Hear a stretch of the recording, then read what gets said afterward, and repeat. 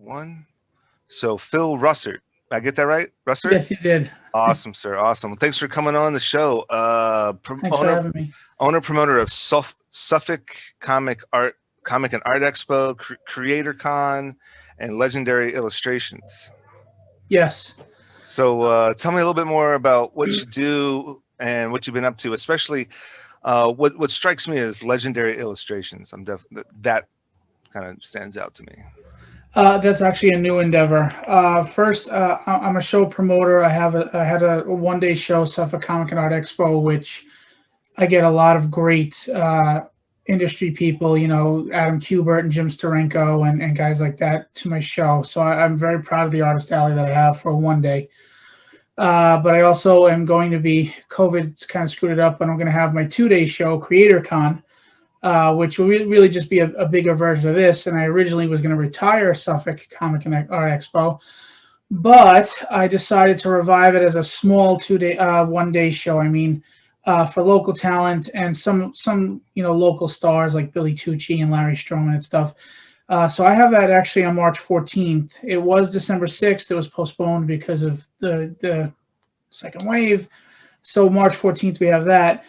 But Legendary Illustrations, I'm actually an art rep now, and I rep some artists, and we have a website up, and I sell their art. I get them work, published work, and things like that. So I'm trying to dip my feet in a lot of pools, and I'm not done with either. I have other things that I'm going to be looking to do as well. Hell yeah. So, again, what I ask a lot is, how have you been impacted? And you kind of went over that a little bit. Have you been back to an expo or are they, because I've noticed a lot of, GalaxyCon, AwesomeCon, doing the virtual, it's all virtual right now. Have you started tapping into the virtual cons? I was asked to do a virtual con, and I by no means am I putting down virtual cons. I think it serves a purpose for people. It's just not my thing. I feel like it's really giving you a service that you already had. I mean, I can go to any artist page and watch them draw live and talk to them in the chat, or buy art online. As far as vendors, I mean, there's constantly comic sales going on, or eBay or Amazon. So the only thing I see the benefit to is if those, like GalaxyCon does, like the virtual where you get the one-on-one with celebrity stars and stuff. So I can see that, and I understand it's good for some people, but it really wasn't for me. I think conventions have an energy to them that you miss virtually.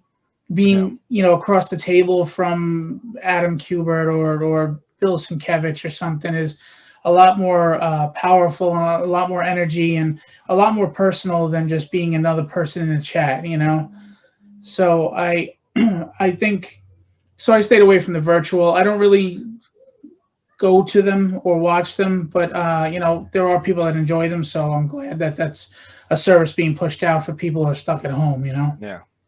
Well, it's unique because I'm seeing that there's a lot of guests, and I'm not too familiar with the cons, the Trekkie cons or the sci-fi cons, the fantasy cons, and things like that. I haven't been too familiar with them until recently, but I've noticed with the virtual cons, they're getting guests now like Christina Ricci, because she was in the Addams Family. They're getting guests like Lucy Lawless, because she was right. in, all sorts of stuff. Yeah. And I don't know how frequent they are. Old normal Comic Cons, the what we were used to with certain conventions, sci-fi, fantasy, action cons. Well, they have agents that work out appearance fees, and if you want to get them at shows, you pay those appearance fees, you get them there. Obviously, without conventions, they're losing a large income there, especially if they're actors that haven't done anything in a while. You know what I mean? Like Christina Ricci hasn't really done anything in a while. Lucy Lawless, I think the last thing she did was the Ash series on Star. Yeah. So I mean, they're losing income by not having show appearances. So I'm betting they're still getting appearances to do these live streams from their home. So that's a win-win for them because their agent gets their cut, they get their appearance fee, but they don't have to go anywhere, you know? Yeah, but see, I'm not too, like I said, I'm not too familiar, so I don't know if Christina Ricci was a big time convention Yeah, guest. they all. I haven't seen her a lot, but they all do. They do the circuit. But it seems like now with virtual, it's a lot easier. They're Mhm. making themselves more accessible now. Like you know, big star folks that might not have usually done it. You know, it if someone's doing a convention, that might have this certain stigma on their career, like, oh, you're on Right. that convention circuit now. But now it's like, hey, what else is going on? It's like I've never been more successful with this podcast until starting in March. And I've been getting all sorts of folks on the show that 2 years ago, they might have never even considered it. And so Right. now, so I think it's like kind of like that same mentality. What else is going on? Quarantine. I mean, shit, nobody's working. So it's like, Right. hey, why not jump on this, you know, virtual con? I don't have to leave my home.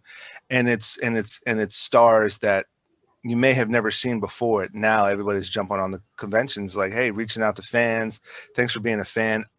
Like I said, my best guess would be fees, you know, attendance, you know, celebrities' attendance fees and attendees' attendance fees. Right. Tickets are like half price. And, you know, the celebrities are probably getting half of what they used to, but it's better than like And just doing absolutely nothing. they still have to. They have to stay relevant. I mean, think about it. Sure. Movies themselves, even mainstream actors, are not out there right now. Movies aren't really. You know, theaters are just opening up again, and they're still scarce. You know, with attendance. So yeah, I mean, I think as a celebrity, the most important thing for you is relevance. You have to stay relevant in the public eye, and this is a good way to do it. I mean, me personally, at my shows, nothing against them, but I don't do pop culture shows. Mine are strictly comic book and creator shows. So my celebrities are the artists, the writers, the inkers of comics. I like obviously bigger shows have both, and I think those are great. But my passion is for the, you know, for the comic creators. So I just stick with that really. And I forgot to say I also do my own live show, Creatorcon Q&A, and I get a lot of comic creators on that. You know, some well-known people, well established in the industry on that show, as well as indie guys that could use exposure. You know, indie artists and writers. So you know, but I do all of them. I mean, there's a certain level of celebrity in the comic world with these creators as well, and they all just need to stay relevant. And because we all know that even the biggest guy, you know, could be forgotten by tomorrow if they're not constantly in the limelight. You know. Yeah. So. Yeah. So let's see here. I got see if I can pull this up right. Not screw this up. Yeah. So here's Creatorcon Q&A. Creatorcon. So this is like a virtual. So this is your virtual version of it now. Yeah, it's a one-on-one sit-down chat, but now I'm not really tech savvy. My show is not the prettiest show. It's raw. Hey, listen, we were talking offline, and listen, this is not very technical savvy either. I mean, I think I've had some people say like this is much more technical savvy than others. I'm like, yeah, sure, maybe, but listen, I mean, it's about right now. It's about content, not about quality, not about flashy. It's not about like, you know, $1 million studio, my brother. It's just about the content, you know. See, I agree with you. I like the rawness of my show. I have a lot of it's live, uncensored, mistakes and all, which I find fun. Human. We, you know, none of us are perfect. You know, you could edit everything out and look perfect, but we're not. And I get a lot of interaction from the chat. You know, I mean, like I had Adelso Corona, who's an anchor. He's doing X-Men right now over our artist Brett Booth. He was on Sunday night. And, you know, if you're a big fan of his work, you're in the chat, you get to talk to him. I make sure that you get to talk to him and he responds to you, you know. And it's just like we're all sitting down across from a table and hanging out. So it might not be the most aesthetically polished show, but like you said, content, quality over anything. We laugh, we joke. I even had an episode where my cat busted through the door and shut off my mic. So, you know, it's fun. You laugh. I'm not really big on trying to look perfect. I just want to entertain because a lot of shows, you know, maybe not a lot of shows, but there are some shows that, even if they're informative, it's tough to stay in there, you know. Yeah. But you can stay in these. You know, it's funny you mentioned that, like with all these mistakes, and even before quarantine, me and my regular colleagues, my team, we tried to do a podcast, I think 2018, 2019, and we were trying to do it virtually, you know, like this picture in picture, but then I think Zoom was just coming up. So we were using Google Hangouts and Skype at the same time, trying Oh to, boy. we had a 3-way call on Hangouts. We had a 3-way call on Skype, but I could only bring in one person from each. And that's why we had to use 2 different platforms. Then they could both hear me. I had to mute one on one. I had to mute one on the other. And I have a hard camera, and it's all into this deck that the same deck, but it was just a shit show. But then, you've got, and it was just a nightmare. But then there was moments. I think the funniest moments were on this failed podcast where, my buddy just got fed up with his mic, and he just starts live on the show. We're trying to have a discussion. And he's like, talk amongst yourselves. And I'm like, dude, you're not muted. And he goes, and it sounds like someone's ripping up the floorboards. I'll send you a link. I think I showed that episode on this show. This was the previous podcast. Right. I'll send you a link to it. It's the first 5 minutes of this ep. And whenever I'm having a rough day, I'll watch my own shit, and it's hysterical. It sounded like someone's ripping up the floorboards, and me and the other guy are like, bro, what is going on? You're not muted. And he goes, I'm not. And he goes, no. He's like, well, screw it. And he starts ripping his mic out of the whole thing. And he goes, when you buy shit, you get shit. And he's just tearing his whole studio apart.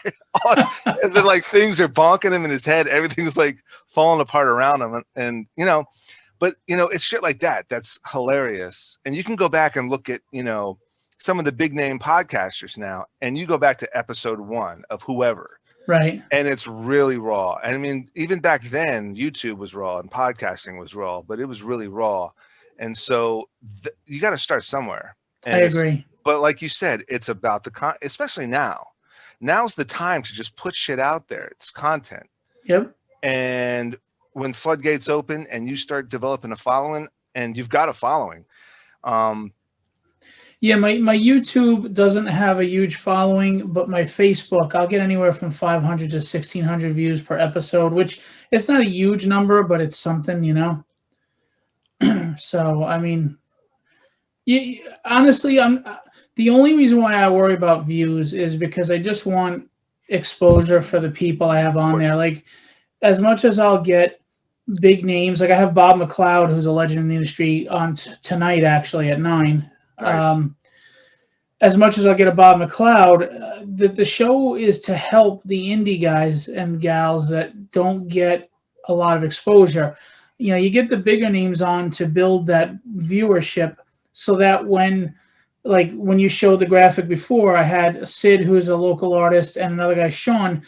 There are awesome artists that just haven't gotten their break yet, and they just need exposure. Mm-hmm. So I get Bob McLeod on there. Well, I mean, of course, I love to talk to guys like Bob McLeod, and the fans love to, interact with the big names. But, you get the big names on, you build the following. That way, when Sean and Sid are on, they're not talking to 4 people. They're talking to 700 people. And out of that 700 people, if even 10% follow them, they just got 70 followers, Yeah. And if 10% of that commission them, they got 7 commissions at whatever, $100 a commission or whatever. So heads up. And as a podcaster, it's not easy to get viewership. You'd think it is, but it's hard. It's hard to get people to. Today, people's attention span is very limited. Yeah. And people say, well, you only had 30 people in the room at a time. How did you have 400 live views? Because they all do 15-minute increments, and then they leave, and then somebody else comes in, and then it keeps there's the cycle. It's cyclical, and how they keep cycling in and out. Mm-hmm. Mm-hmm. Yeah. So I mean, like when you look, these are low views, like I said, because YouTube, I really only started like 2 months ago. So the views are low. I did interview Kevin Eastman, who co-created Teenage Mutant Ninja Turtles, and that had like 200 something views, which is again not high. But it's a build. It's a slow build, and I just care about getting views so that the people who need exposure get it. Oh yeah, absolutely. I mean, you're right. It's a tricky balance trying to I mean, do you pay for this? Do you pay for that? You know, do you pay for ads? Do Right. you know, clickbait and all that stuff. And for me, it's about what I love to do. Right. And I just, you know, I first and foremost, I want to stay within, you know, film and TV, audio, video, some sort of entertainment way. And all my fallbacks have been, you know, live streaming, camera, audio mics, audio, video, live events, if not film production, TV production, music videos, or acting. And you mentioned another thing, you know, even before the quarantine, as you know, I was full-time freelance film and TV and or actor. Nice. And like you said, you're doing something somewhat different to get way more views instead of going to that con. You're doing a podcast. Instead of being in front of 4 people, 8 people, 10 people, you're in front of 700 to 1,000 people. Right. Virtually, right? And so, you know, towards the rise of video submits, you know, like online video submits, actors, instead of going to 1 audition a day, actors would do 5 or 6 Skype auditions Right. a day, or 5 video submits, you know, do an audition on their phone. You know, the casting director emails them some sides. They'll read the sides. I was doing 100 crew applications every other day. Wow. I was doing like 5 videos, 7 video submits once or twice a week. So maybe totaling 10 video submits or 10 Skype auditions. And someone says, we want you to come in, not for a callback, but for the initial audition in person. I'm going to sit back and think, okay, I go to just 1 today. I got to drive. How long does that drive? And then I go to this audition. I sit there in line. Then I audition for what, 10, 15 minutes. Then I get back in the car. How long is that drive? Or if I'm doing, I could sit at home and I'm a special quirky case where I do both acting and crew and writing and producing. So I could sit here and do 5 self-submits in an hour. Wow. Edit them, upload them, send them out. And after 2 hours, I'm done with 5 auditions. And then I could work on a script that I might be doing, or I might be trying to push scripts out, or I might be working on my passion projects, or I might be editing a passion project. Right. All in one day, instead of spending 2, 3, 4 hours traveling and waiting online. And and then I get home and I'm like, I don't feel like working on anything else. I'm exhausted just from 1 audition, you know. So well, also the emotions that you go through in that audition, you know, the anxiety, hoping that you give your best performance, hoping that you get the call back, that can be exhausting in its own right. Never mind the travel and all the other stuff you have to do. And you have to put on that social face. Yeah. And even with people you may not want to be social with. Right. Well, you know, going back to, you were mentioning, why is this doing this all the time? Oh, there we go. Yeah. So Legendary Illustrations. So, you know, you're representing illustrators now. Yes. There's my obnoxious banner. The story behind that banner is it wasn't supposed to be that size. It was supposed to be just a skirt one along the front of the table. And the company sent me the wrong size. And it was somehow 2.5 by 6 wound up being 6 by 12. Hey, but did you pay for a 2.5 by 6? But that's the funny thing is, yes, and then they let me keep that for free, and I got the right size anyway, so they were very good. Oh, wow, very good. Yeah. But I mean, honestly, though, it was the first thing everybody saw when they walked in, so it looks really good. And you know, eventually, when I'm at New York Comic Con, it'll come in handy having that big banner. So what the heck, right? Yeah. So yeah, these are the artists you rep, and awesome. Let's see here. Yeah, like Tony Cordos, he inked for DC, you know, Justice League and Cyborg and things like that. So he, you know, he's got some published pages. He's a really great talent, and I'm really impressed with his work. And he's a good guy. And those are originals that he did that I'm selling. So very cool. Yeah, sorry, Ron Wilson was just calling me. Ron Wilson's a legend in Marvel. He drew The Thing in Marvel 2-in-1 and a bunch of stuff, and I'm selling his art right now. These are cover recreations he's done and things like that. He literally was just calling me as we were on. I had to let him know I'm live. Yeah, but he's most well known for drawing The Thing and stuff. So we you know, I love his work. He's got obviously that classic feel. He did Master of the Universe when they were with Marvel too. So if you're a Very He-Man cool. fan, you know, and he's a great guy. And so he's on there, and I have a lot of local guys that are really. I mean, we have a whole crew. If anybody needed to get a book done, I have sequential artists. You know, they could do interior pages. I have cover artists. I have inkers that are professional from DC and Marvel. I have a colorist who's phenomenal. I mean, he could do any style. He could do a manga anime style. He could do, you know, a really edgy style. He could do 90s style, contemporary style. I have a letterer, and he's really professional. So yeah, that's my upcoming show. So yeah, I have a whole creative team for anybody that needs to get a book done, because there's a lot of times where there's a writer, but they don't have artists. You know, they don't have any of that. They wrote and they have a script and they have an idea, but they don't have a team. You know, I'm a one-stop shopping. You come to Legendary Illustrations and you can get an entire team, and we understand that indie people have budgets. You know, I mean, it's hard. You know, when you're a mainstream publisher, they've got their money. They tell you what their rate is. That's good. When you're an indie guy and you're just trying to get a book out, you don't have hundreds of dollars to throw out per page. Mm-hmm. And we know that. So we have the indie rate, page rates, you know, to help with those budgets to get people, the book will look professional, because a lot of guys don't realize comics are an aesthetic thing. You know, the first impression, it's like when you go in an audition, before you even act, your first impression is your appearance and how you carry yourself, right? Yeah. Well, a comic book, you see the art of that cover. You don't know if the story is any good or not. You just know that that art looks phenomenal. And usually I think there's a psychological component of, if you could put that much dedication into professional looking art, the story is probably good.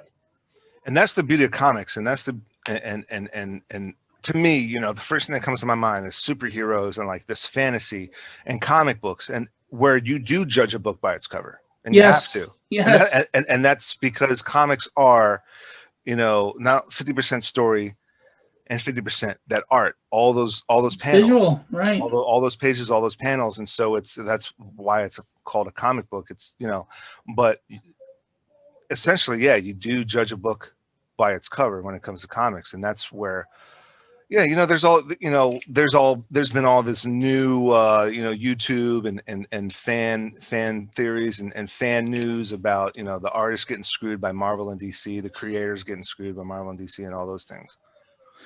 Yeah, I mean, right now the indie scene is really, really reaching its strides. You know, it's becoming bigger. I think what hurts the indie scene is the lack of distribution at this point. I mean, the big publishers provide distribution, whereas, you know, you can crowdfund, you can go on Kickstarter and Indiegogo, and you're reaching those pledgers, the people that pledge for you, which is great. But, you know, maybe you get 50, 100 pledges, maybe you get 200, 300 pledges, but 300 people in the scheme of the millions in the country, that's not large distribution, you know. And you want to get into comic stores, and you want to get into the Barnes and Nobles and all that stuff. Yeah. I think if someone could come in and fill that void of facilitating as a distribution company for indie books, I think that person would become a millionaire in the next 5 years. I really do. Absolutely. But what about the digital comics? What about the digital distribution? I mean, I know there's a number of sites. There's a number. I know there's. Well, for me, I know there's a number of apps, and I was able to, you know, get a hold of a, you know, what is it? Comixology and all of those. Yeah. And there's a number of, you know, comics on there. Well, for me, it's kind of like the analogy for me is, you can sit there and pirate and bootleg digital music, but at the end of the day, people are still going to iTunes and buying the album. For what, you know, I'm old school. I like holding a book. I like the smell of a new book, etc. I like having the art in hand. It's prettier. It's nicer. And I think that most people did, you know, they tried to push digital hard years ago, and it just didn't sell. I mean, it has its benefits where I'm on a train and I have 500 comics at my disposal on my iPad. That's great. But the truth is, there's no value in digital, like resale value. You know, CGC grading, you can't grade digital. And a lot of people just love to have that art in their hands. I mean, you can frame the art, you can enjoy the brightness of the page in your hands. You can, it's tangible as Yeah. opposed to holding your device. And I just don't think digital caught on like they thought it would. I don't know, maybe that'll change, but it's just not. Right now, digital is for convenience for people, but I don't think for the majority of people it's preference. Yeah. And you know, upstairs, you know, I should have brought it down here. Upstairs, I went to a Comic Con and talk, and what we me and my colleagues, we walked around, and I'll get into that why we started going to Comic Cons, but we walked around and started talking to different illustrators and comic book writers and stuff like that. And you're right, it is nostalgic. There was an indie comic book writer that had a three book series, you know, a 3-volume series so far, and we bought an autographed comic from him. I did anyway. And you know, there is something nostalgic like that. There is something important to actually having that copy and getting the signature on it, which you can't do on a digital copy. Exactly. I mean, maybe you can have a recording, you know, like we were talking about the virtual Comic Cons. You can have a recording and get a digital copy from that artist and then have a Zoom recording and then post that to your YouTube. And like, I Zoom talked with the author and he verbally autographed my digital comic. Maybe that's the new thing, right? But no, you're right, man. And so I think that is important to still have that hard copy thing. Yes. But unfortunately, I think there's no way around the technical evolution. You know, I'm not going to theaters, especially during quarantine, but even before quarantine, I think the last 5 years I went and saw Star Wars. I saw Star Wars Force Awakens. I mean, I saw the last 3 Star Wars, last 4 actually. I think I saw Rogue One in the theater. And I think I was able to catch Infinity War in the theater. And that's, and Joker with Joaquin Phoenix. So like maybe 6 times I went to the theater in the last 5 years. Right. Only the big things, man. Only the big things. And it's all streaming. And there's a lot of movies on Netflix that, you know, when I was a kid, those would have been badass movies to see in the theater. But it's just, unfortunately, in the next 5 to 10 years, this is it. And I think artists need to be repped, but artists that needs to be this acceptance. Artists can distribute themselves. The thing though with movies is it's the same. You're not changing the platform, you're changing the environment. So that's why I think I agree with you with movies where it's starting to shift. And of course, COVID shutting down theaters is only pushing them further over the cliff. But with comics, there's so many elements to the industry that you lose if it's strictly digital. You don't get signature series, you don't get CGC. Limited print runs don't have value because there's no limit. Digital is digital. It could go out millions and millions. The whole point. I mean, right now there are comic collectors, there are comic fans, and there are comic investors. And you're knocking out the investors with digital. You're knocking out all the grading companies. You're also knocking out all the printers that do all these print runs. So a lot of people are going to lose money and jobs. The industry is going to lose a lot. Comic shops, I mean, what is that going to do to comic shops? So I don't see the medium changing fully to digital. It'll be incorporated like it always will. But with movies, it was always a 2-dimensional screen with 3D capability, which obviously you can do at home.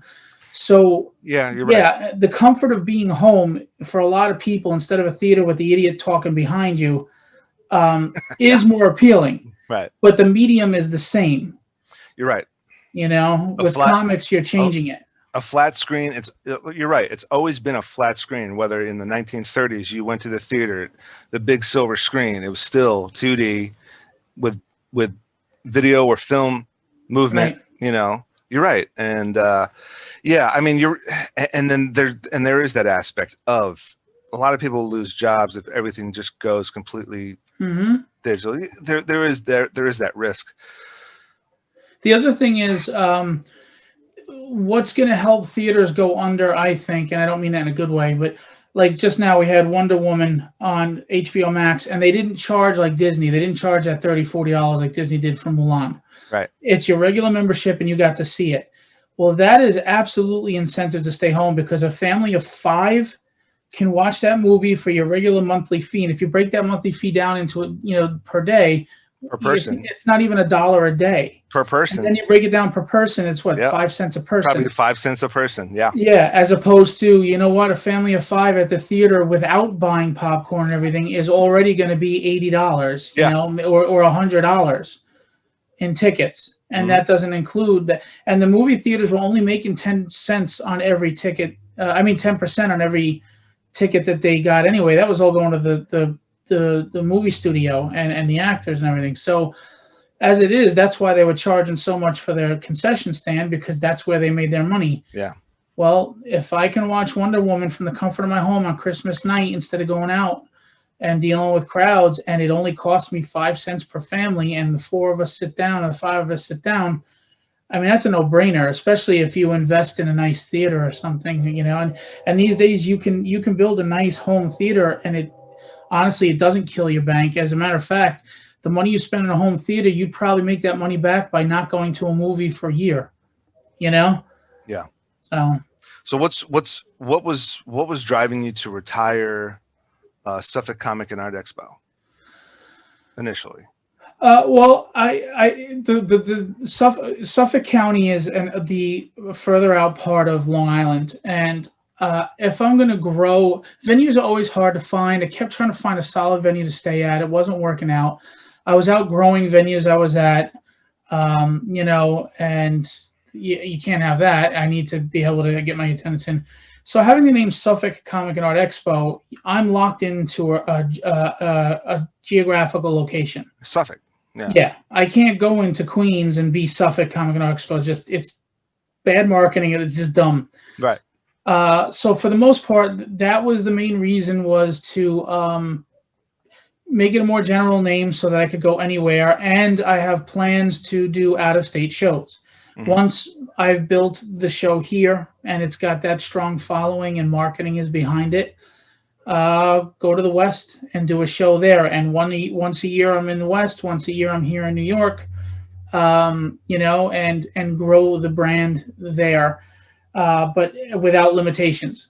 And then Creatorcon to me it was just a catchier name. Yeah. It flowed better. Suffolk Comic and Art Expo, it's too long. People don't have the attention span for that. Because when I first went to start this show, I really had no intentions of its growth being what it is. If I may get into that, I'm a comic collector since I was 9. I'm now 48. And I was at my local comic shop and we were talking. I wanted to help him out. I mean, he's doing well, but I want to help him out and get him more exposure. So I was like, why don't we just rent a VFW? I'm friends with a lot of artists that are in the industry that are good names. And you could set up all your stuff there, and I'll surround you with an artist alley of just all the guys that I know that would be willing to come out and do it. And, figured maybe small attendance, a couple hundred people show up. The comic shop gets some recognition. Long story short, he was not able to commit to all that after we had already started everything up. I got all the artists committed, etc. He was able to be part of the show, but he couldn't be the center focus like he thought he would. So now I'm stuck. I invited all these artists to the show, and now there's no show. So I said, all right, you know what? Do it myself. I wasn't happy with the way conventions are going, and I'm like, I'm one of those people that if I don't like something, I'm not going to complain about it. I'm just going to do it better. I'm going to do it how I want to do it. Yeah. So I said, let's make this a full-blown actual convention then. So I went to a bigger venue. I got more artists. I got a bunch of comic book vendors, and I said, let's do this. And within a couple of months, I had it ready to go. I was marketing it, and we had a fantastic turnout for a very first show. I mean, normally a first show, if you get 200 or 300 people, you did a great job.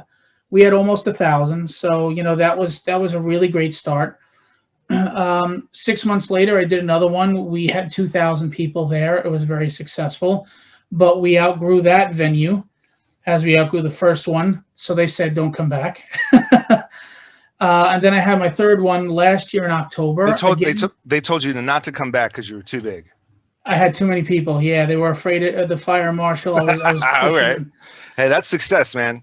Okay. Yeah, I mean it's a great problem to have, but you know you're running out of venues to have a Right. convention. You know, so Hmm. I was at a 20,000 square foot space, but unfortunately it wasn't the greatest in neighborhoods, so you can't really stay there. You know, and running into this, you can't keep moving around. You need consistency for your fans to know where to find you. It needs to be the same time or same around the same time every year, and it needs to be the same venue so that they know what it's in their own internal calendar, not Yeah. not relying on you to do all that. You know, so these are most of the reasons why I decided to change it to Creatorcon. Things like that. My daughter's saying hello while I'm live. Sorry, I have Hey, two that's little fine. dolls, 8 and 6. Um, oh, and they were artists at my artist alley at my last show. My 8 and 6 year old had their own table, and they did Awesome. well. They sold. Um, so that's the main reason. There are other minor reasons, but that's really the reason that I did that. It just brand growth and trying to build something big. I'm not a promoter that's in this because I want to make millions off the show. God knows I have a very cheap door price for the talent that you get. I mean, for $10, you got to see Scott Williams and Alex Sinclair and Billy Tucci and Mark Bagley and a bunch of big names. I just want to make the show that I know I was missing, and that fans like me miss. Yeah. They're all pop culture now, and you're lucky if you find good comic vendors at a lot of these shows now. Or the big shows have a lot of comic vendors, but who can spend $60 to $100 per ticket, and you spend $400 before you even walk in the door? Now they have a lot of overhead, so I understand their ticket price. I'm not knocking them, but it's really just I'm providing something for a demographic of people that can't afford that. But you could still get that quality artist alley where, oh man, I'm bummed I can't because Adam Kubert's going to be there. Well, now you can come for $10, $20 to my show and see Adam Kubert, and it's more personal. You walk away with a story, not just a piece of art. I Right. got to meet Adam, and he was telling me about this and that, and he was so nice and he was so cool, and that's the stuff that helps the community, the positivity, the energy, the stories, the sharing of things, and that's Yeah. what builds and strengthens a community in comics for me. Yeah. So So, the way we hooked up was I reached out to a lot of Comic Cons, comic or whatever, blank convention, right, runners, whoever on Instagram and Facebook and all that stuff, because me and the same colleagues. So long story short, I've been a filmmaker, indie filmmaker for the longest, but then I started delving into acting, and in the DC area is where past 5 years all those ID crime shows were produced. right, Who killed Jane Doe, Evil Twins, evil stepmothers, shows like that on right. ID. So I started acting in those, playing detectives, Cool. cops, whatever. So for that was and that was the big market here in the DC area, mostly those crime shows. So I just started building up a reel as that TV cop, TV detective type of persona as an acting career. And but at the same time, I'm like, I still want to get back into producing something of my own. No money, super low budget, maybe a web series. How do we pull that off? And it dawned on me, no one's ever done a crime show within a comic book universe. So, Lois Lane goes home, has a cocktail, and watches ID. What does she see on ID? Right. Or Tony Stark goes home, has a cocktail, and watches ID. What does he see on ID?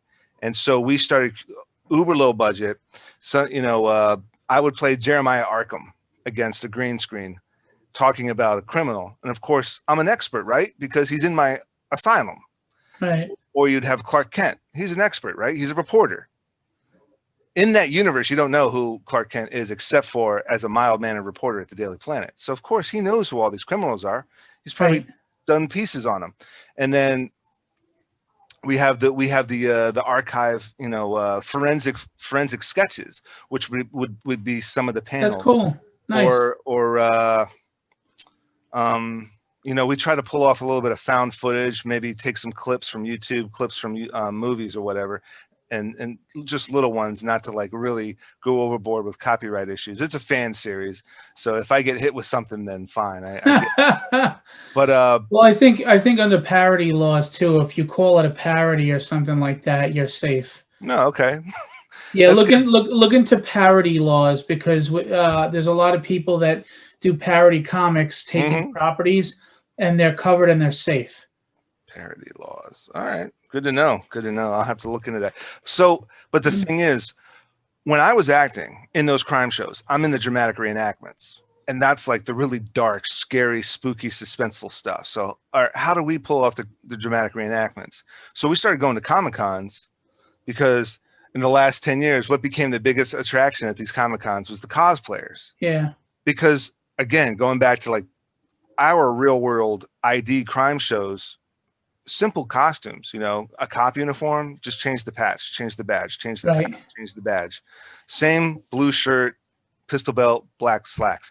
And as a detective, it's going to be a button-up tie, you know, suit jacket, slacks, and you know, SWAT, you know, like black tactical, but different decade, different city, different state, even different country. It's generally all the same shit. So, okay, we're going to pull this off, but those costumes, that's going to skyrocket the budget. Hair, makeup, props, wardrobe, costumes. So we started going to Comic Cons, and we just started reaching out to all these cosplayers. Hey, this is what we're doing. Can I film you? Do some crazy. Very cool. But only go half speed, because we were going to do like super slow-mo and kind of blur it and abstract it and do some crazy effects on it. But so do some crazy fight stunts and kicks and punches. Go half speed. Let me get your information. I'm gonna put, this is what we're doing, and and we were just going to Comic Con to Comic Con to Comic Con to Comic Con to Comic Con, and the cosplayers usually do it for free because they just want the exposure, and they love it. Yeah, and they love it. And so I was giving them credit not only for acting, but I was giving them credit. I was giving credit as a cosplayer, hair, makeup, costume, and badass acting and stunts by such and such, you know. And so I'm sure you're familiar with the MCU. The MCU built the MCU on their B characters, Iron Man and Captain America and Thor, and not because they already sold off what X-Men, their A characters, and Spider-Man, Spider-Man and Fantastic Four and Hulk. They kind of sold off Hulk. And I just had a conversation with a previous guest about that whole thing. So I thought it's still Paramount. They're still dealing with rights with Paramount. That's why you can't have a Hulk solo movie. Paramount with Hulk. Yeah. Right. And so, and Fox with Fantastic Four, Fox with X-Men, and not anymore though. Yeah, they bought out Fox, so now they're good. But yeah. So that's awesome. But so I thought that's what built the MCU. So with me, let me go even more fanboy, you know, super, you know, comic nerd-ish, and do like C-level villains. You know, the episodes are about these criminals, right? So it's all the super villains, but C-level villains, like shit no one's ever heard of. Some people might know who the Green Goblin is. Some people might know who Lizard is, but who the hell is Penny Plunderer? Who the hell is Ratcatcher? and so we did an episode. What's funny is we did an episode on Ratcatcher season 1, and now Ratcatcher's a character in the new Suicide Squad movie. And I'm like, you gotta be kidding me, man. But see, the truth is though, it's like Jeff Johns running Aquaman. There's the old saying, there are no bad characters, or just bad writers. You know, you can take any character, and if you write them right and you write them well, and you can relate that character to your audience, that character will be somebody. I loved Captain Boomerang in the first Suicide Squad. Yeah. Margot Robbie. I loved Captain Boomerang. Jai Courtney was hilarious if you write it well. And I love this first Suicide Squad movie. But so that, to make matters worse, going to the Comic Cons, we got a lot of cool footage. But who's dressing up like Penny Plunderer or Ratcatcher? No, a lot of cosplayers don't know that. You've got 17 Jokers, 40 Batmans, 20 Captain Americas, 17 Captain Marvels, 18 Deadpools. I mean, there was a couple, and now there's a couple of cool folks that are doing like Wasp, Bob, Agent of Hydra, like some really cool stuff. But I'm just going around just filming everybody, just building an archive of this. Sure. of this footage to use as the dramatic reenactments, and I'm able to use that. Even more so, I went to MagFest. Some guy was dressed up in this huge suit. I think it's for Gears of War. It was either for Gears of War or some other RPG, totally unrelated to DC or Marvel. But but I shot it creatively enough. It could pull off as a Stark suit. Nice. So, you know, it's like, just go there, shoot everybody, film everybody, network, get everybody's, and it started even expanding even more. We went to one Comic Con in, I think right outside Philly. They didn't have cosplayers. I screwed up, didn't do my research. Oh, we don't have cosplayers here. It's all writers.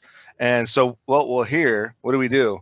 Just walked around, started talking to writers, talking to comic book, indie writers, indie creators. And that's where we bought that comic book.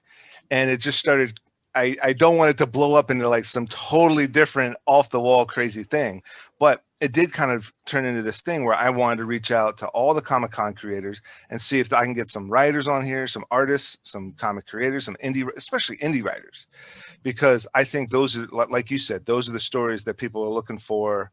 Those are the stories that other artists want to hear, you know, inspiring artists like your daughters are inspiring artists. So that's it all spawned from like me saying, oh, we got to pull off some sort of series, some sort of short film. Everybody, you know, trying to pull off a short film.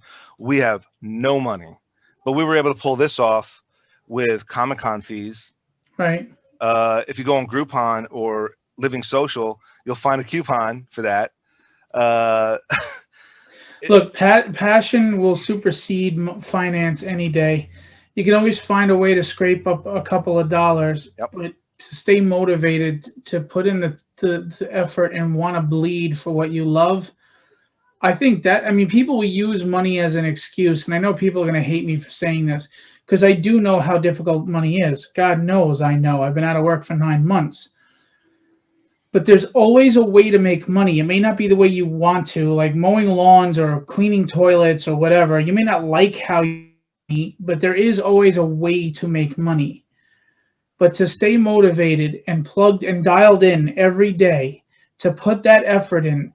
I mean, and it's not, and people think about the big efforts. Believe it or not, it's the 100 little efforts you have to make in a day that are more exhausting and more tiresome than the 1 or 2 big efforts. Because organizing a con, there's a lot, you know, just all the correspondence you have to do, you know, getting back to those 100 emails you woke up to, or making posts that are relevant and hashtagging correctly. That takes time.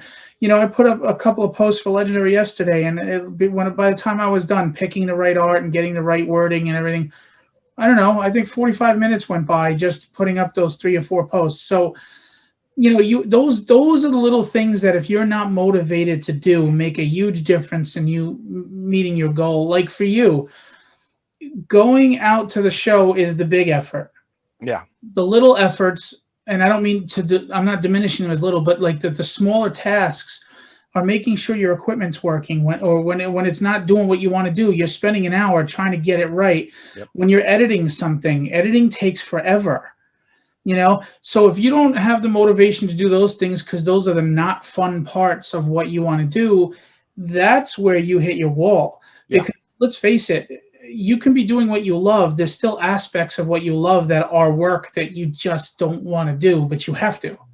Yeah. And you raise a good point. And not only that, creatively, it gets to a point where you have to make some sort of sacrifice. This has to get done. I've dealt with a number of writers and directors, right? Because I've been an AD a bunch of times, I've been a producer a bunch of times, and I've dealt with writers and directors that are so stubborn and so like horse blinders, right?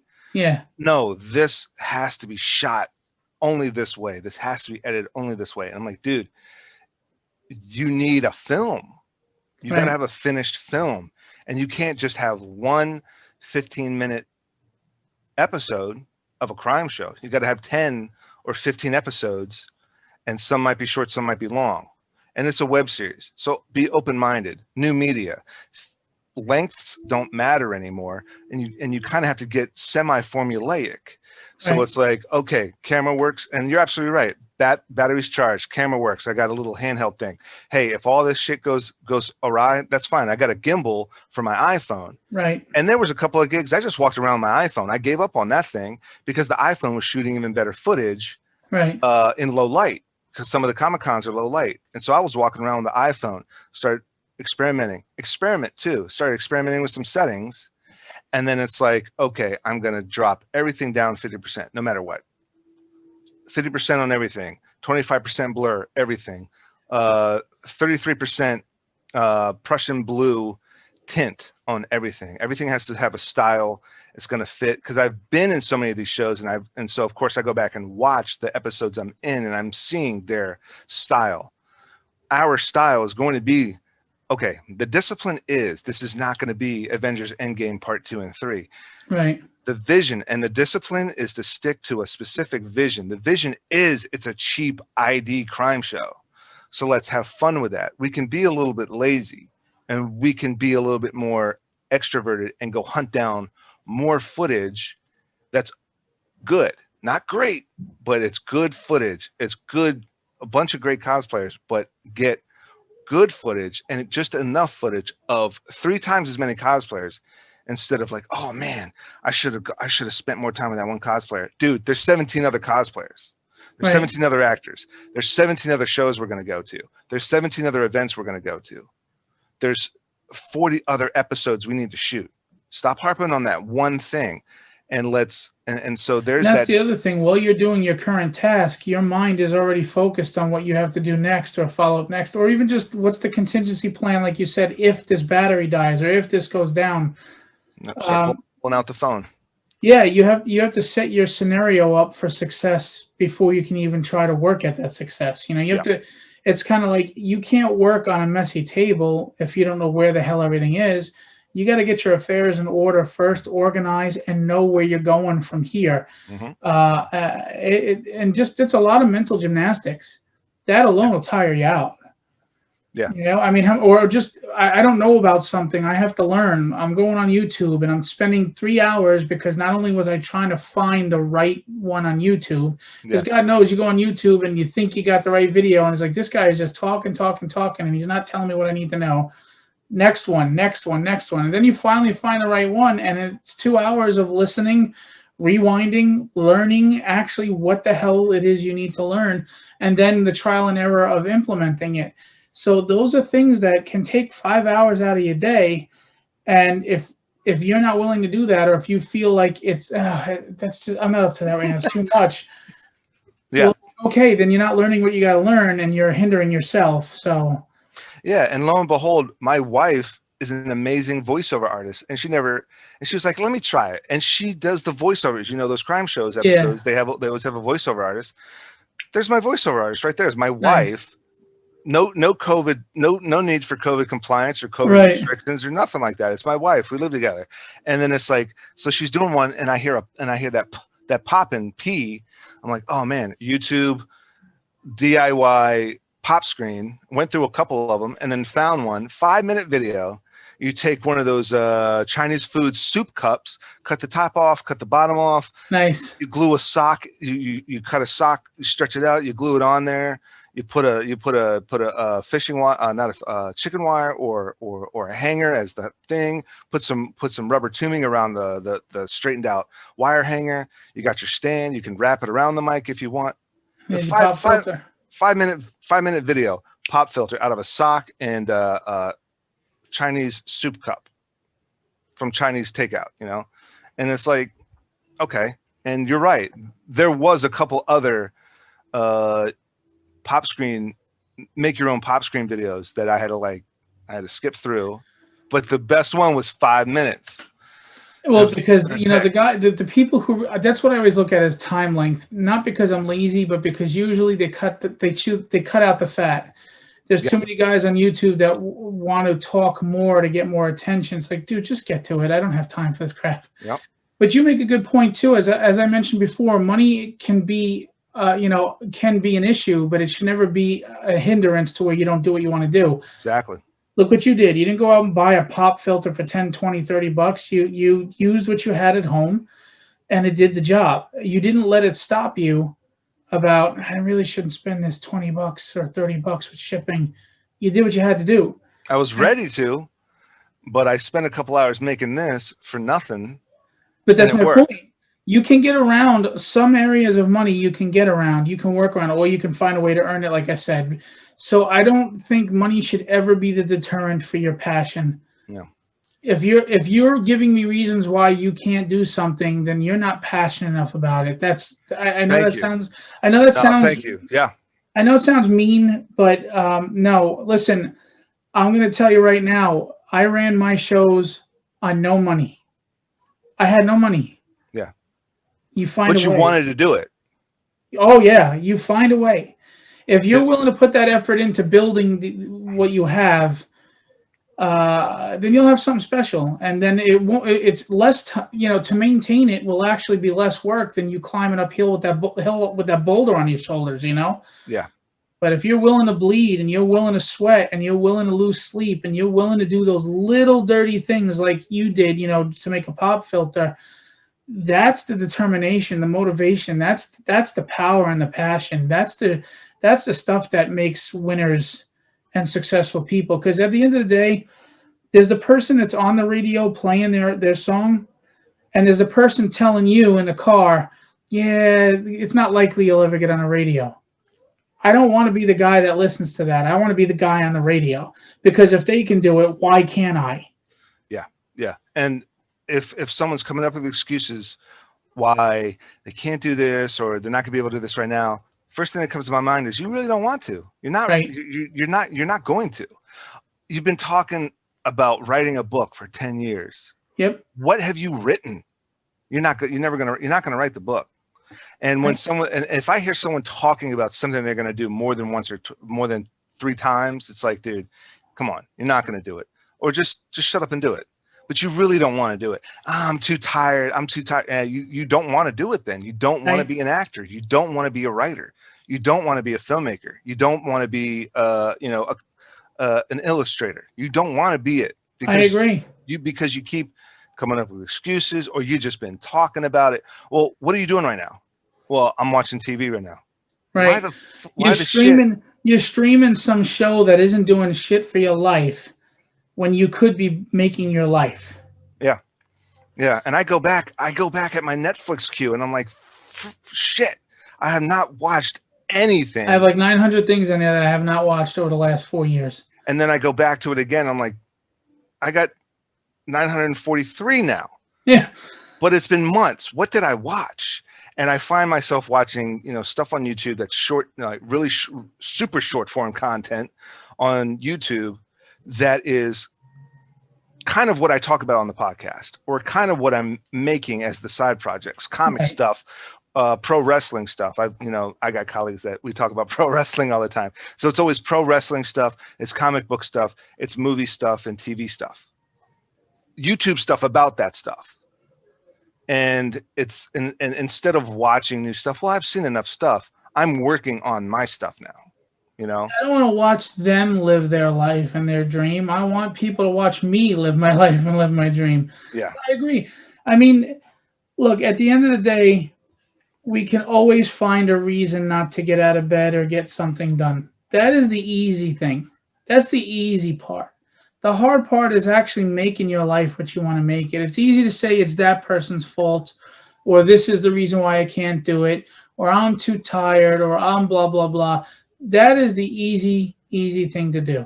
Yeah. The hard thing to do is to pull up your pants and say, let's go. One of the artists that I rep, his name is Mauro Zapata. I really admire this guy. He has 2 children like me, 2 small girls, they're 9 and 4. And his wife. He works a day job as an electrician. This dude goes to bed around 8:30, 9 o'clock at night, wakes up at 2:33 in the morning because he wants to start drawing and doing the work for his job before he goes to his day job from 7 to 3. He does it. And even on the weekends when he's not working, he still maintains that schedule so that he doesn't fall off during the week. I mean, that's dedication. It's a man that's going to be successful. I think the keys to success, in my opinion, it's just mine, are not just wanting to bleed and sweat and put the work in, but you have to be patient and understand it's a process. Because you could put a lot of hard work in for a year and go, it didn't work. No, my friend, you may have to work hard for 5 years. Yeah. You don't quit. Yeah. Never get out of the Absolutely. ring. Never get out of the ring. Absolutely. Me and my wife stuck to a workout regimen here during quarantine, and she jumped on this new thing that we were doing. And she's like, I'm only seeing like a pound. I'm like, how long did it take? How long have we been doing this? 2 weeks. All right, we do it for 4 more weeks. Well, now I'm only seeing 2 pounds. Well, how long have we been doing this? 6 weeks. We do it for another 6 weeks. Babe, I'm dropping it. I'm dropping the baby weight, washing off. Well, how long have we been doing this? 12 weeks, 12 more weeks, and then 12 more weeks, and then 12 more weeks. Stop. Don't even get on the scale. Just exactly check boxes, day by day, check boxes, keep plugging away, step by step. And the next thing you know, you got 115 episodes of the podcast. Right. Next thing you know, you're on volume 15 of your comic book. Right. Next thing you know, you've had, your art expo twice a year, every year for the last 9 years. And it's like, what the hell happened? Because you just day by day plug away. There's 2 other components too. It's mindset. Are you doing it just because of this, or are you enjoying the journey? Because you know what? If you don't enjoy the journey, you won't appreciate the destination. Mm-hmm. Second of all, a pound is a pound. It's a pound that you don't have anymore. It's still progress. And you have to put yourself in the mindset of, don't put expectations of where you're supposed to be, and don't compete with, don't look at the Joneses, it's okay. It's a pound. That's a start. That's something that I achieved. A pound gone, you're building. That's how momentum is built. It's a snowball, but by the time it gets to the bottom of the hill, it's a boulder. But you have to be willing to be patient while you work hard. And if you're working hard and you're miserable, well, then maybe it's not really what you want to do. I don't know, because for me, I bust my ass for what I do, but I like it. It's fulfilling. Yeah. See, that's the point. When you're working towards your passion, yes, it's hard work, and some of it is crap you don't want to do. But for the most part, as hard as the work is, it doesn't feel like work in the sense that it's fulfilling to you. I mean, you go to your day job and you're not fulfilled. You're not making a lot of money. You're not feeling like you're making any impact or leaving an imprint on life. You're not engaging in the way you want to. You're answering to some schmuck boss that doesn't appreciate you. So you're not fulfilled. And I see people that they'll go to that job every day, but they won't put that same effort into something that will fulfill them. I don't get that, because to me, life is geology, time and pressure. Water will erode rock over decades. Yep. Well, the more, like the movie Shawshank Redemption, how many years was he in prison, right? He chipped away a little bit at a time. What was it, a 12-foot wall or whatever? Yeah. That's all it is. If you put in the time and you keep putting pressure on it by doing the gritty work, you will break through eventually. Now, to what level you break through, I don't know. Maybe you don't break through to the level you hoped for, but you still broke through. And you still can look back at your achievement and say, I'm proud of myself because I earned this. I may own a crappy car, but it was my car that I paid for and I worked and bled to get, as opposed to somebody handing me a brand new Mustang. And maybe you want that Mustang. I don't blame you, but you don't get that certain pride and achievement from getting handed the Mustang. And, you raise a good point. And if I was to be handed a Mustang, I would treat it as if I wouldn't take advantage of a free Mustang. It's like something just landed in my lap. I'm going to take advantage of this in every way, shape, or form. And appreciate it. Appreciate it. And a lot of people don't do that.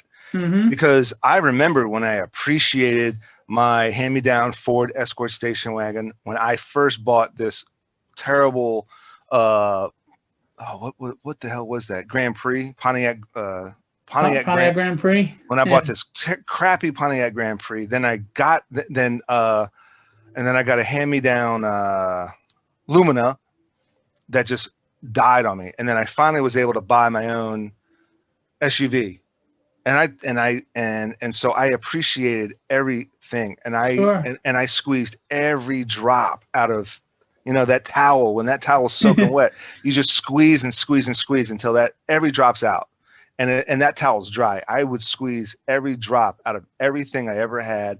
You took advantage of every little opportunity. And it's funny you mentioned Shawshank, because I brought up Shawshank a lot, and I never really, I love that movie. and I never really thought about, like, every day he just chipped away a little bit at that wall, and that's what eventually got him his freedom. It was his determination, it was his perseverance, it was his patience. It was his will and his patience. Yes, he And endured crap.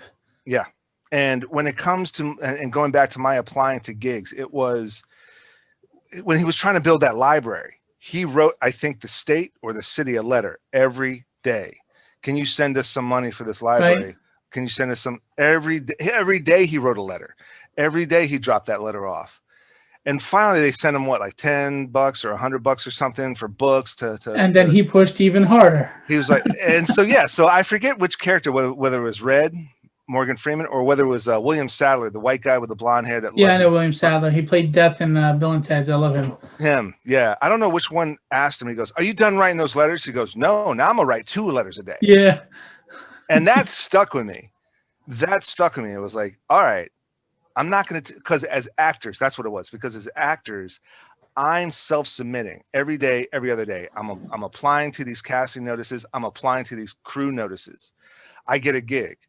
Oh, all of a sudden I'm going to be famous now, right?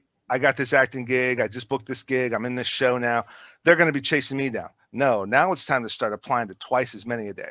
Mm-hmm. I saw myself on TV. I had a close up. I had lines. I had about Nice. 10 minutes in this episode. I want to be the lead. I want to be in the whole episode. So I'm going to apply to twice as many gigs now.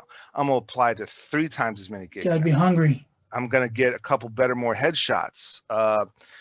Me and my wife had engagement photos taken. I used one of those as a headshot, as a full body shot. And then we had wedding photos taken. I used one of my tux photos as a headshot. And then I've got some military stuff and some suit stuff and some, just chilling casual stuff, some tactical military gear stuff. I started using everything, and I started sending out, oh, this is they want a merc. They want a mercenary in this crime show. All right, the tactical stuff. Oh, they want a husband. I'll send them the engagement thing and the wedding thing, in a tux or in, like the casual clothing in the engagement photos. And I'm sending out twice as many things. I'm sending out 3 times as many things. It's not just going to fall in my lap. Oh, Deshane, Tim Robbins' character. Yeah, he got his $10 for the library. That's it. That's all we need. No, twice as many letters a day to the city. Probably just to get another $10. 3 times as many letters to the city. Probably just to get another $10. But he broke through. Well, here's the other thing too. You have to be willing to take risks. You have to be willing to fall on your face and know that you're strong enough to get up again. And I think the biggest deterrent for people is not money. It's their own insecurity and self-doubt, their own fear that what if it doesn't work out? What if I can't recover? What if I find out I'm not good enough? Guess what? I'm not worried about any of that. I know I'm good enough, but I'm willing to take the risk and know that I may fall. Mm-hmm. But I am strong enough to stand up again. I can pick myself up and we'll figure it out.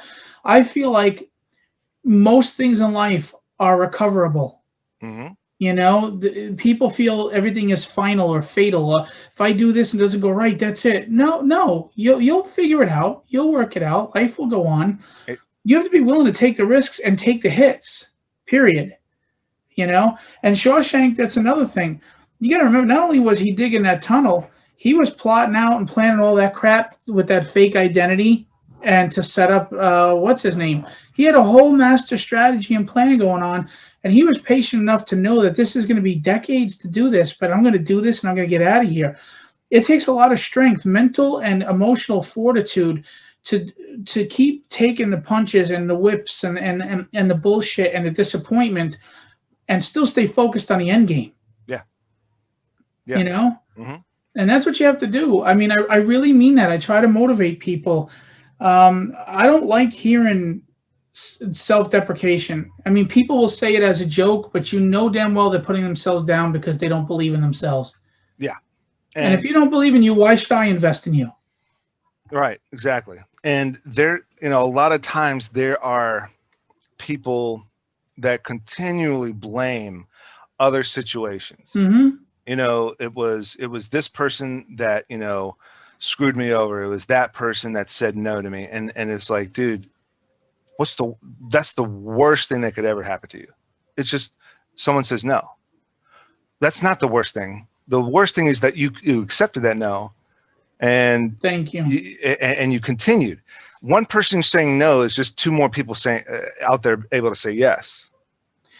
There's millions of people in this world. Exactly. It's like that old adage, you could be the ugliest guy in the world. You ask 100 pretty women out, one is bound to say yes. I mean, it's law of averages, you know?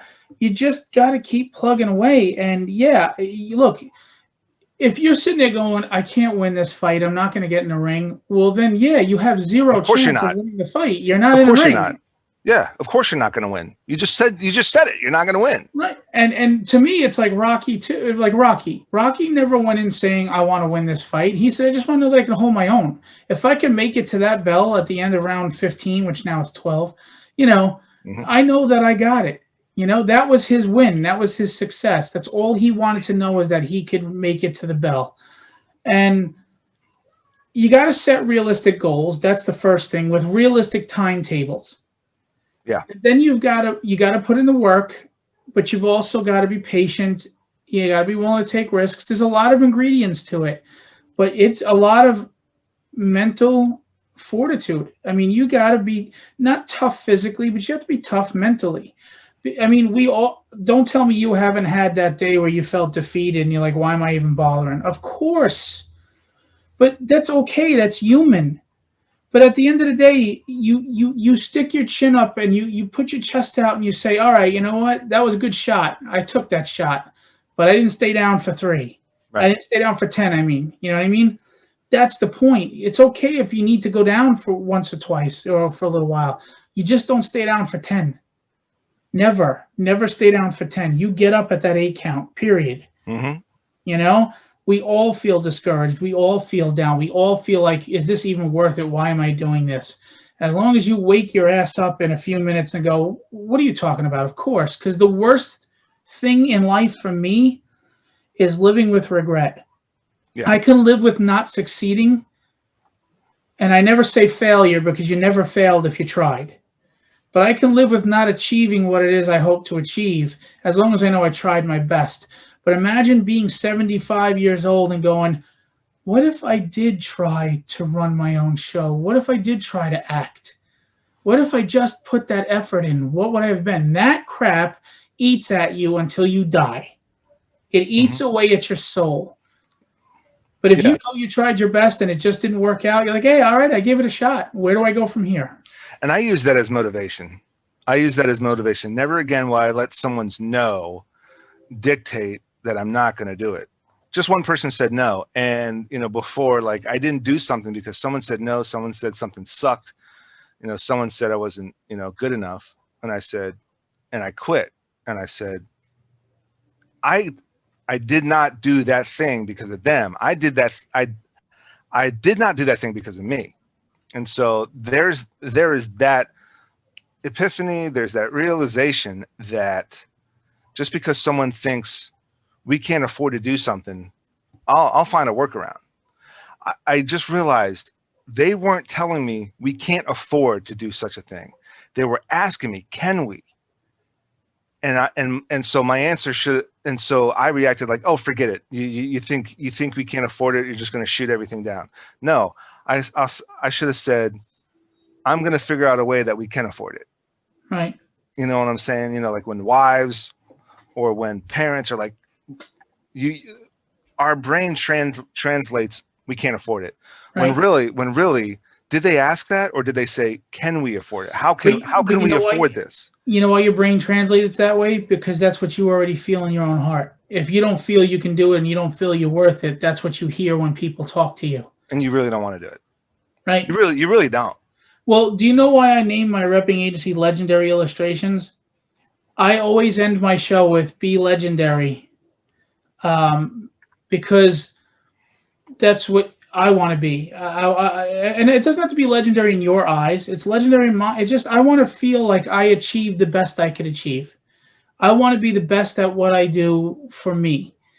And so to motivate people, I say, look, be legendary. Don't just be plain. Don't be content with mediocrity. Be legendary. So I decided, what am I going to name this repping agency? I was like, you know what, son of a gun. I'm always saying be legendary. Say, let's legendary illustrations, because the goal is to be legendary in this industry. The goal is to be the guy that they want to hire and on the book, and that has that line of 1,000 people. So I said, let's call it Legendary Illustrations, where the goal is to be legendary. And that's where it all stems from, because I'm not defined by other people's opinions.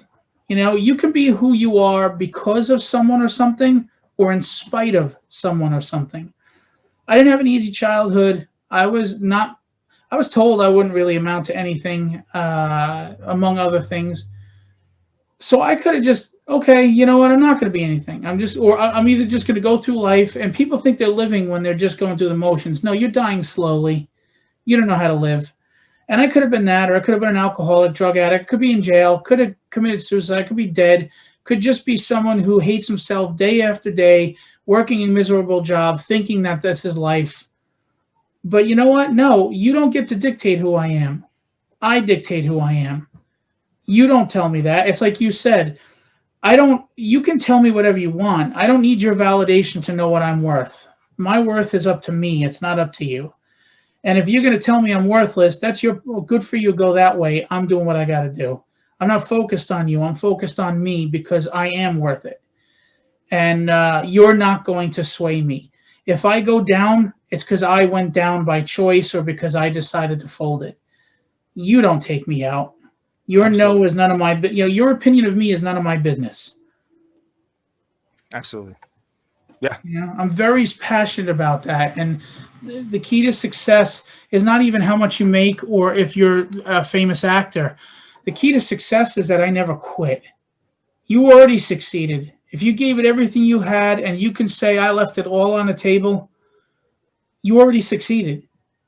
Because how many people have that fortitude in them? How many people can really stand up and take those shots and still stand proud and say, what else you got? It's like Cinderella Man. You remember the movie Cinderella Man? Oh, yeah. He took that real hard shot from that bruiser, knocked his mouthpiece out.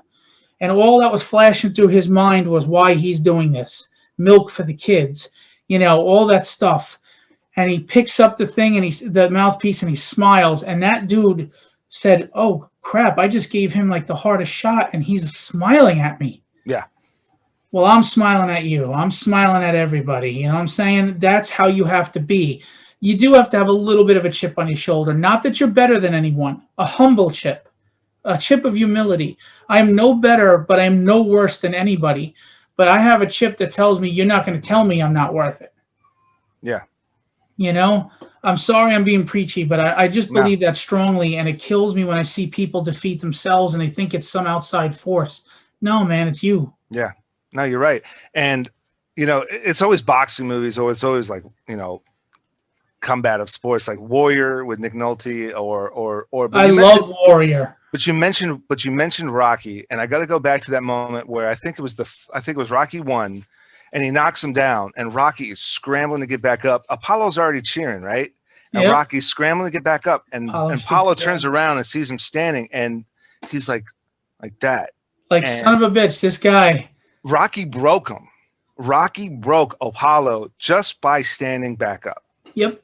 And that all led, Rocky 1 through 5, all led up to Rocky Balboa, Rocky 6.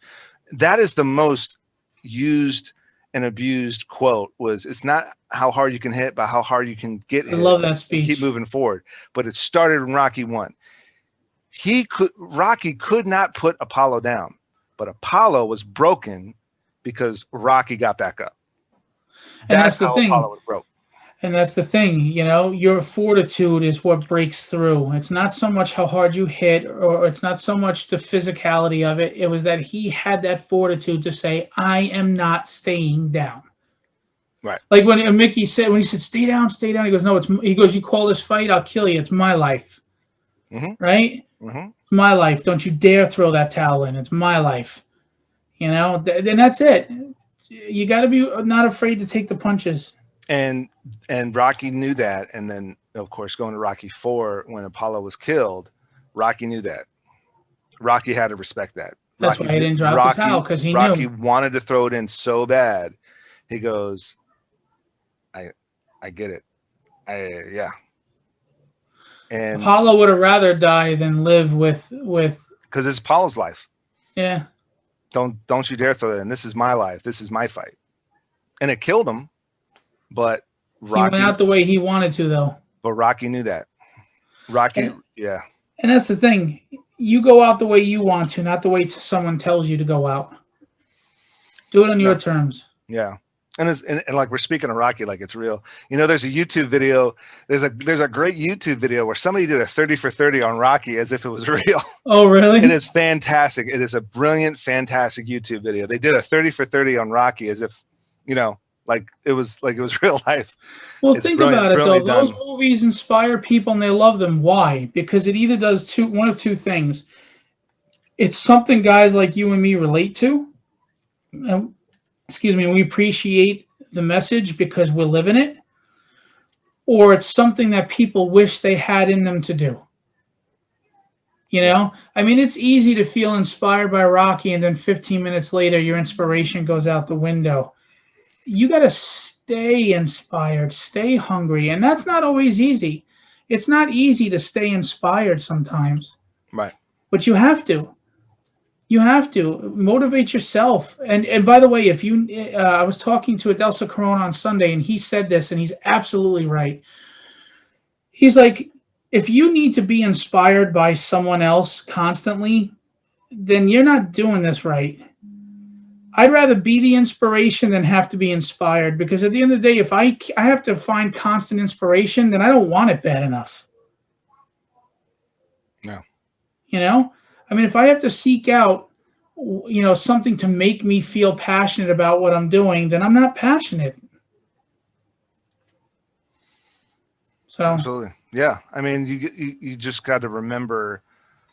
You got to keep in mind like what you're doing and why. And listen, I get it. People's interests change. You know, something didn't work out for them. I know some musicians that are genius musicians, but they just change their mind.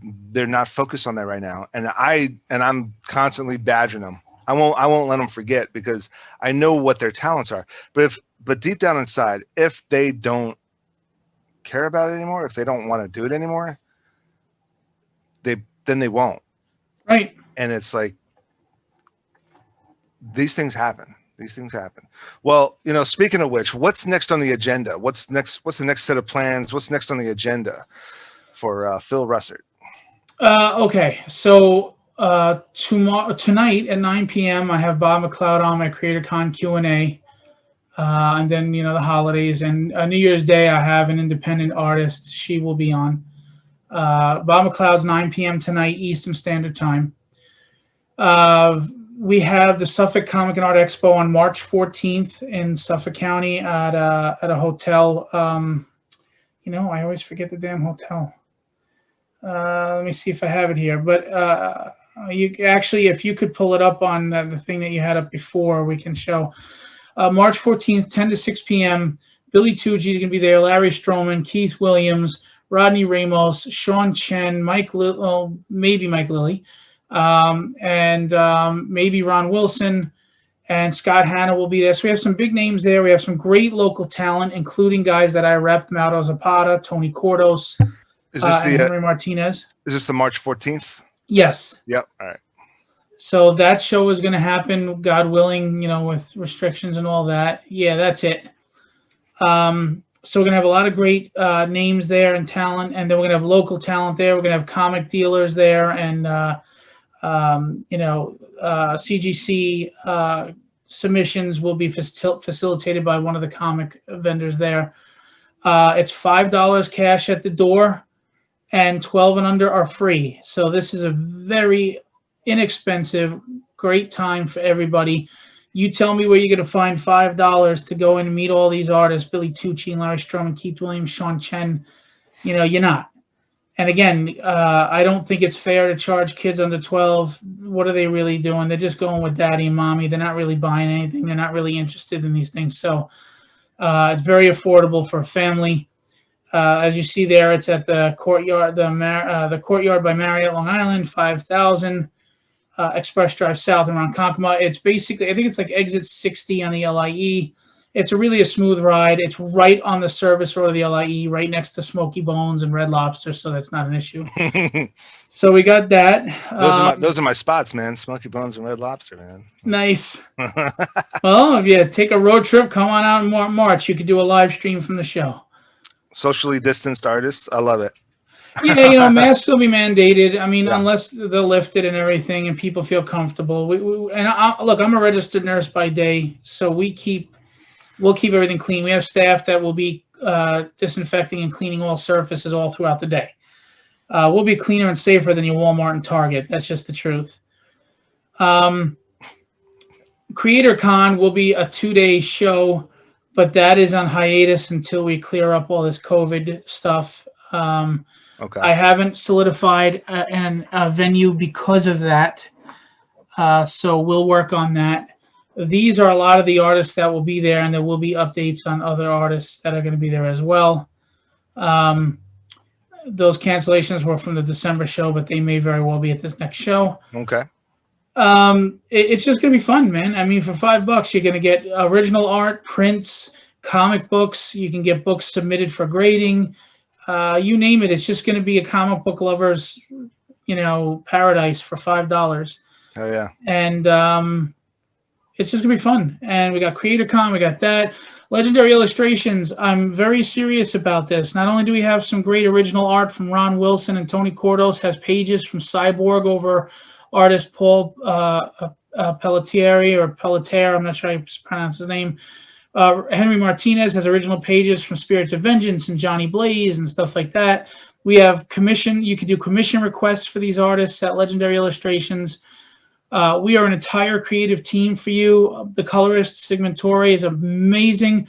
He's just done some covers for Billy Tucci's She, Return of the Warrior, and Haikyuu. Hey, didn't they make a movie? She? No, but he's that been different?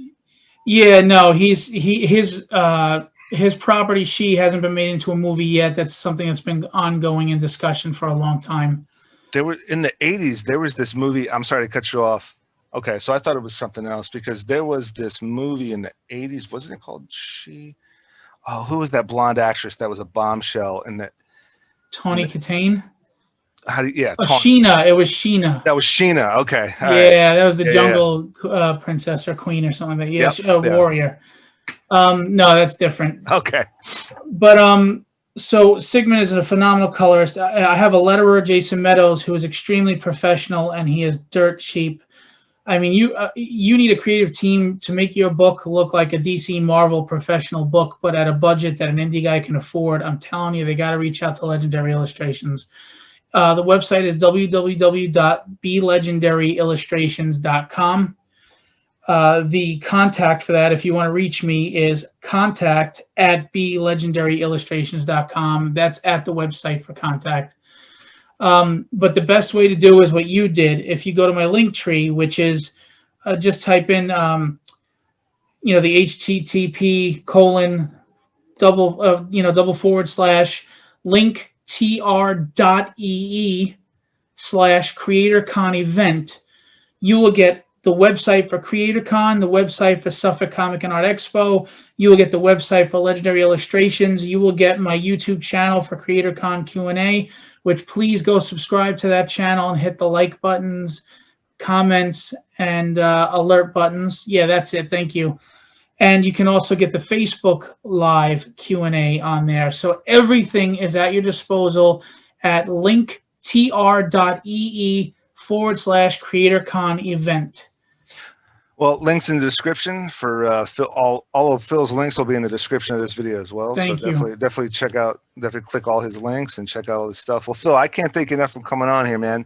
Yeah, it was a blast. It was great. So I look forward to seeing more coming from Legendary Illustrations and Creatorcon Q&A. I'm definitely going to check that out. and I'd love to come on there. I don't know how you could have me on there. I'm not an illustrator or anything like that, but I'd love So to. you're still in the arts. We could talk about your acting career Hell yeah, man. Hell yeah. And maybe, you know, like and your movie. yeah, that weird web series I got. So we'll definitely talk more about that offline. But Mhm. yeah, Phil Russert, I can't thank you enough for coming on. It was a blast, inspiring, uplifting, great ideas. And like I said, check out Phil's stuff in the description below. To my viewers, I hope I've earned the privilege of your time and viewership. I know my guest has. And until next time, you know what to do. Thank you so much.